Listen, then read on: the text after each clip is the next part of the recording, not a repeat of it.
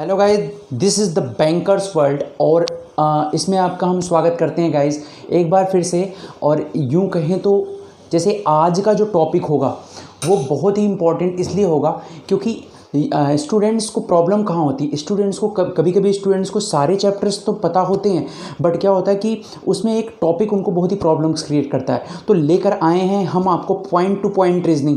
हम ऐसे topics direct उस टॉपिक्स पे अटैक करेंगे जिसमें स्टूडेंट्स को प्रॉब्लम होती है। तो आइए हम उस टॉपिक्स पे ही डायरेक्ट चलते हैं। ऐसे सिलेबस का एक टॉपिक है ओनली अ फ्यू के बारे में, पॉइंट टू पॉइंट रीजनिंग के बारे में, ओनली अ फ्यू के बारे में डिस्कस करते हैं। तो चलिए देखते हैं ओनली अ फ्यू का क्या कॉन्सेप्ट है। एक बार में क्लियर होगा गाइस।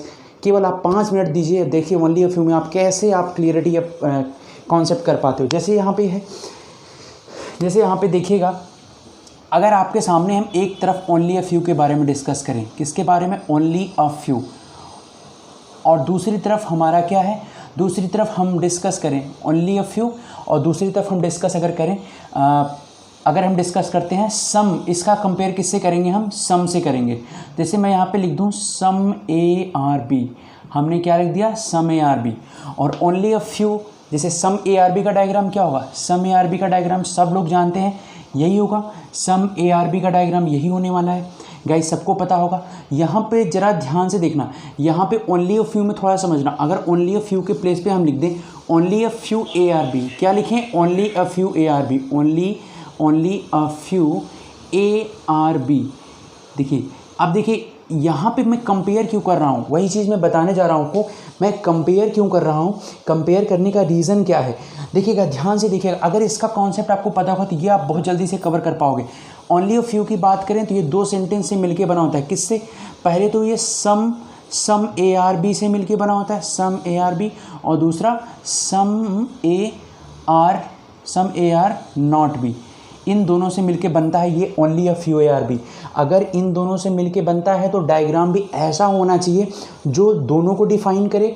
जैसे सम ए आर बी का डायग्राम क्या होगा, सम ए आर बी का डायग्राम तो ऐसे बन जाएगा जैसे वहाँ पे बनाया है आपने, सम ए आर बी।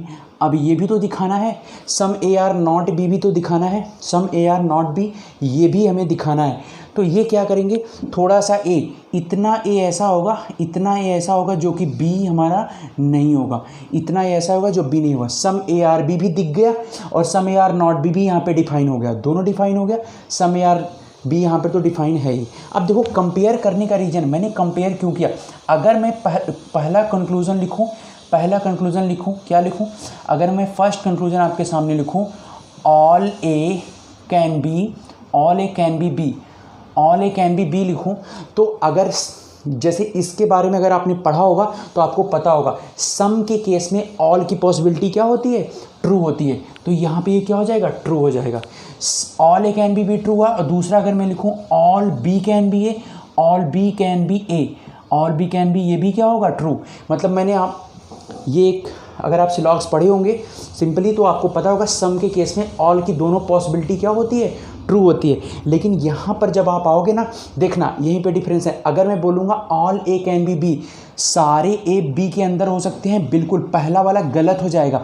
देखिए इस केस में ये जो कंक्लूजन फर्स्ट है, इस केस में क्या होगा, only a few A are B अगर स्टेटमेंट रहेगा उस केस में क्या हो जाएगा, ये रॉन्ग हो जाएगा। क्यों, क्योंकि सारे ए बी के अंदर नहीं जा सकते हैं। क्यों, सारे ए को तुम बी के अंदर नहीं रख सके क्योंकि थोड़ा सा ए ऐसा है जो कि बी नहीं है।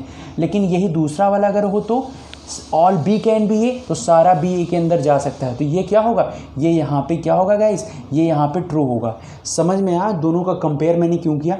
ऑल यहाँ पे दोनों पॉसिबिलिटी करेक्ट होगी, लेकिन only a few A are B के केस में all A can be B अगर होगा तो रॉन्ग होगा, लेकिन ऑल बी कैन बी होगा तो क्या होगा, ट्रू होगा। तो ये रहा आपका बेहतरीन concept only a few A are B का डायग्राम। और इस तरीके से सिर्फ ये 2 कॉन्सेप्ट से हम सीख सकते हैं गाइस। चलिए इसका एक क्वेश्चन करते हैं, फिर डाउट आपका पूरा का पूरा क्लियर हो जाएगा। तो चलिए करते हैं। जैसे ये छोटा सा क्वेश्चन आपके सामने है, आपने देखा only a few A are B, तो इसका डायग्राम आप कैसे बना सकते हो, हमने आपको अभी भी समझाया। Only a few A are B का डायग्राम इस तरह से बनेगा, थोड़ा सा ए ऐसा होगा जो बी के अंदर नहीं होगा, इस तरह से बनाएंगे। सम बी आर सी, तो सम बी आर सी इस तरह से बन जाएगा। अब आप बताइए all B can be A, all B can be A, मतलब सारा का सारा बी ए हो सकता है, बिल्कुल ये वाला क्या हो जाएगा, करेक्ट हो जाएगा।